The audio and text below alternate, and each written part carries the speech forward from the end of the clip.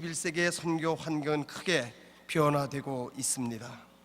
현대 선교는 북미와 영국 등 서구 교회가 주도해 왔으나 오늘날 가장 두드러진 현상은 기독교의 축이 서구 세계에서 제3세계로 이동하고 있다는 점일 것입니다.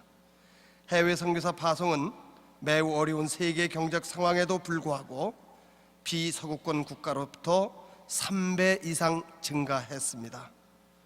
2000년에는 비서구권 선교사가 전체의 55.5%로 서구 선교사 수를 훨씬 능가하고 있습니다.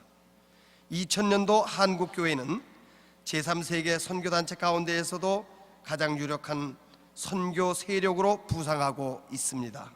이러한 변화하는 선교 환경 속에서 서구교회의 대체 선교 세력으로서 한국교회의 100년 선교 역사와 그 선교 현황 및 향후 과제를 고찰해 보고자 하는 것입니다.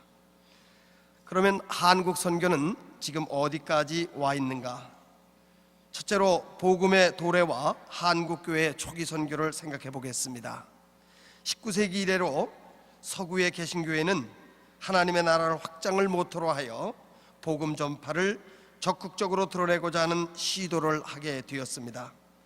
이러한 선교운동을 주도한 것은 영국과 미국을 중심으로 한 개신교회들이었고, 이 중에서도 한국에 대한 선교는 1866년 영국 로버트 제이 토마스 선교사로부터 시작되어 1884년 9월에 입국한 의료 선교사로서의 의사 알렌, 그리고 교단 선교사 신분으로 파송받은 장로교회 언더우드와 감리교회 아펜젤러 두 선교사로부터 시작되었다고 할 수 있습니다.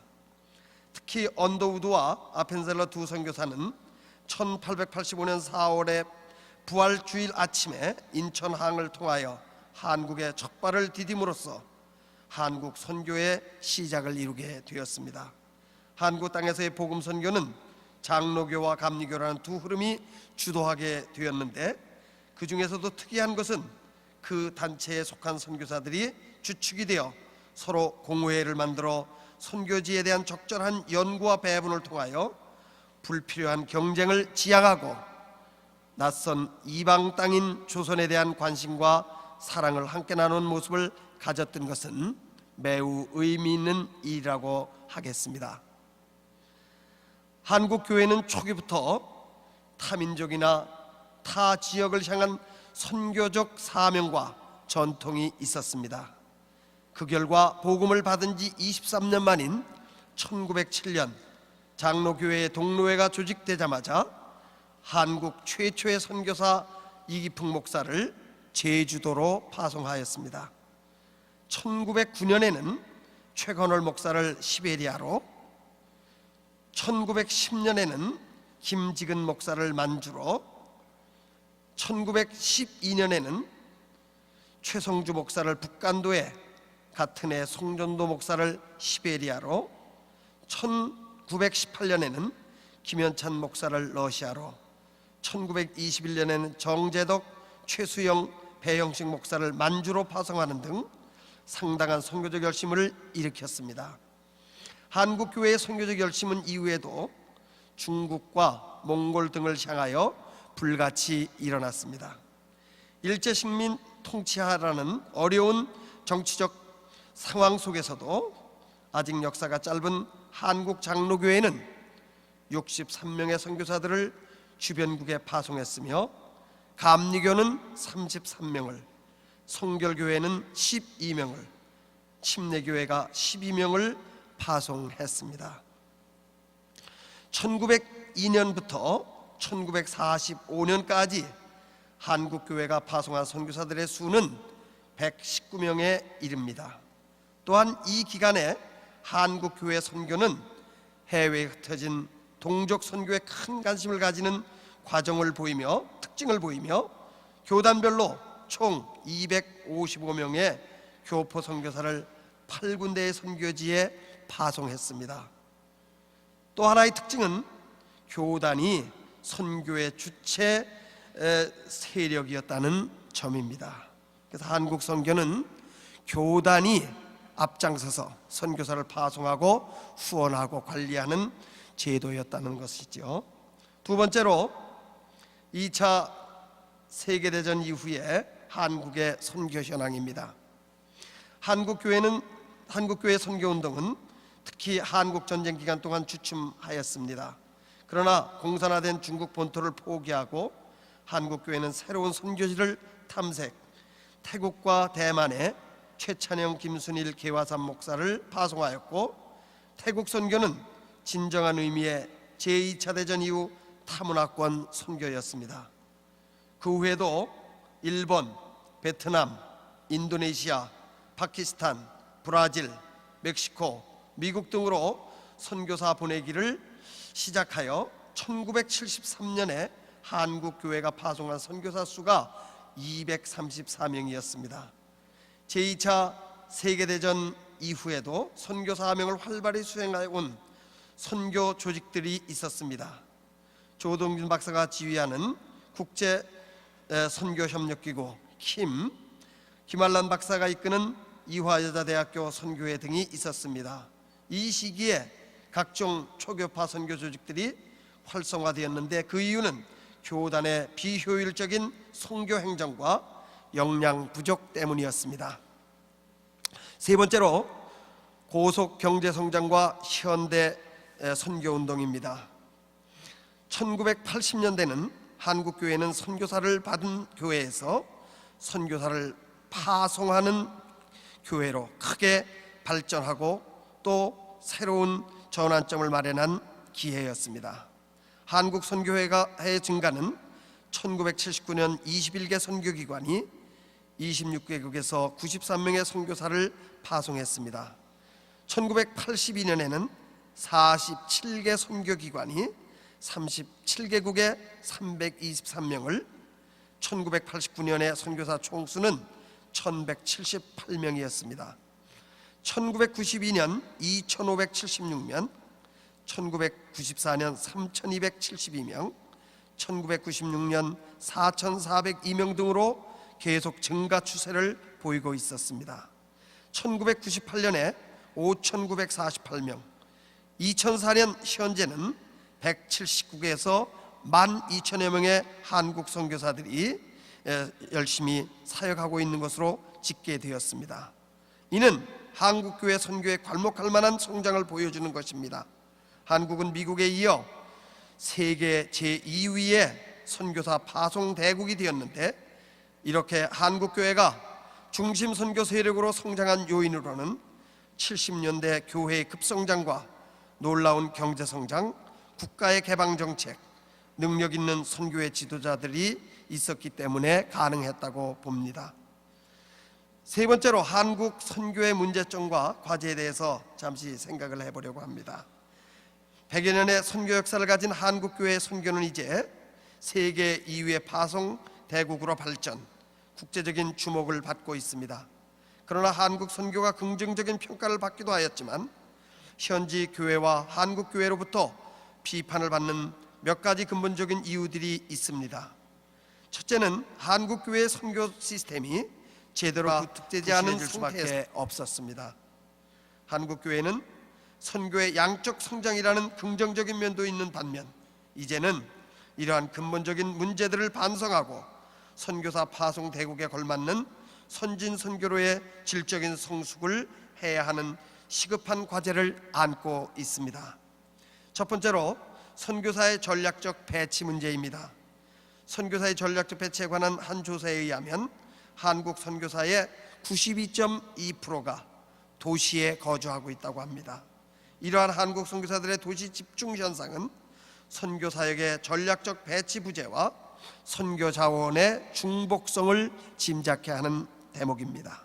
물론 주요 선교사 파송국 대상 1위가 필리핀에서 중국으로 바뀐 것은 한국 선교가 이제는 선교사 배치를 개척 선교 쪽으로 전략적으로 해나가고 있음을 보여주기는 하고 있습니다. 그러나 한 국가 내 선교사의 전략적인 적절한 배치는 아직도 요원한 상태입니다.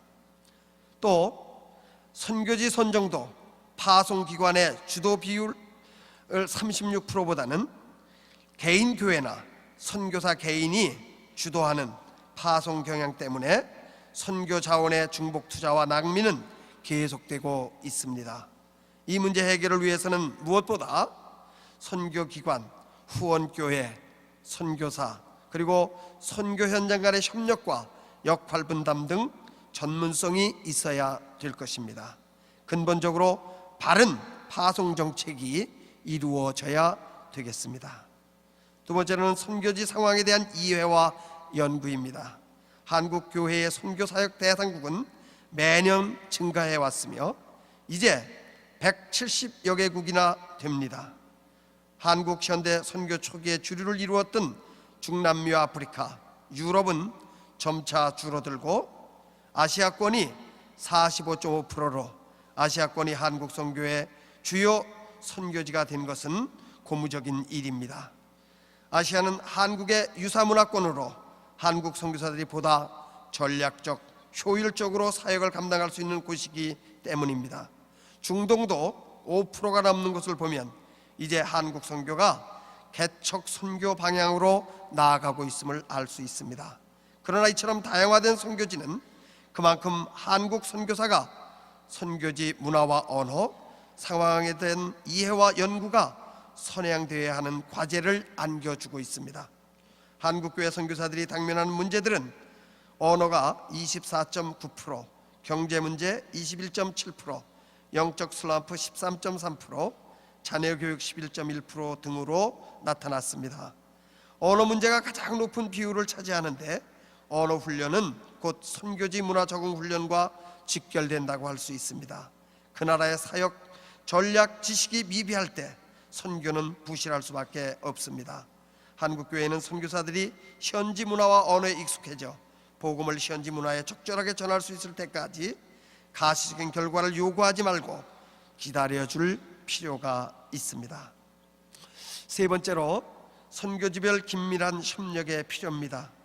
한국교회 선교 대상국이 170여 개국이라는 것은 곧 선교지별 긴밀한 협력과 팀 사역이 필요함을 의미합니다.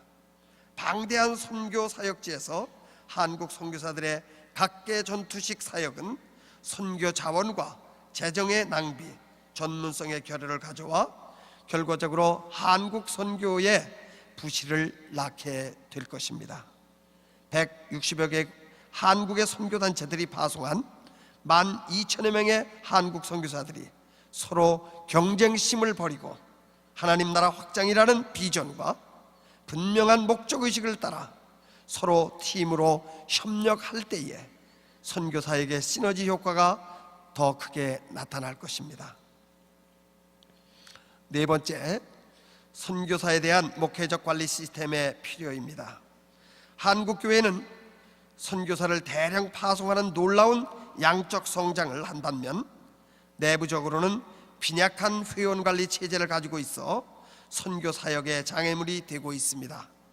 급성장에는 성장통이 따르게 마련인 것입니다. 선교사 숫자의 증가는 파송교회와 선교회들이 선교사들을 돌보고 지원해야 할 일이 많음을 의미합니다. 한국교회 선교가 선진 수준의 선교가 되려면 이제는 파송된 선교사들을 제대로 관리하고 그들의 필요를 어느 정도 채워줄 수 있는 지원 정책과 선교에 대한 목회적 배려가 있어야 되겠습니다. 한국교회 선교사들이 당면하고 있는 문제들 중 경제 문제로 21.7%가, 영적 침체가 12.3%, 자녀 교육이 11.1%라는 통계를 볼 때 선교사의 목회 배려가 시급함을 알 수 있습니다. 선교사들은 슈퍼맨이 아닌 것입니다. 타문화권에서 사역은 치열한 영적 전쟁과 스트레스를 가져옵니다. 그 가운데 선교사들은 정신적, 영적, 정서적 어려움도 겪으며 타문화권에서 자녀를 양육해야 하는 이중적 부담도 갖고 있습니다. 특히 선교사 자녀 교육 문제는 선교사 배치와도 직결되는 문제이기에 선교사 자녀 교육에 대한 배려도 요구되는 것입니다. 자녀 교육 때문에 선교사들이 도시에 집중 거주하는 성향이 늘고 오지의 미전도 종족에 배치되는 것을 꺼려하게 되는 원인이 되기도 합니다. 선교사에 대한 목회적 관리 체계의 성숙은 한국 선교 발전을 위한 중대한 과제 중에 하나인 것입니다. 이제 결론적으로 한국 교회의 선교는 짧은 역사를 가지고 있습니다. 그러나 한국 교회는 설립 초기부터 타문화권 선교에 대한 열정과 헌신적 전통을 가지고 있습니다. 일제 식민지 압제와 6.25 전쟁과 IMF라는 국가적 위기를 겪으면서도 한국 선교사들은 증가했습니다. 현대 선교 30년이라는 짧은 역사 가운데 미국에 이은 제2위 선교사 파송 대국이 된 것은 하나님께서 쇠퇴해가는 서구교회를 대신할 선교 세력으로 한국을 준비하고 사용하고 계심을 알 수 있습니다. 한국 선교사가 한때 지나가는 선교운동이 될 것인지, 아니면 21세기 선교를 주도해 나가는 선교운동이 될 건지는 현재 당면한 발전 과제들을 어떻게 대처할 것인가에 달려있다고 봅니다.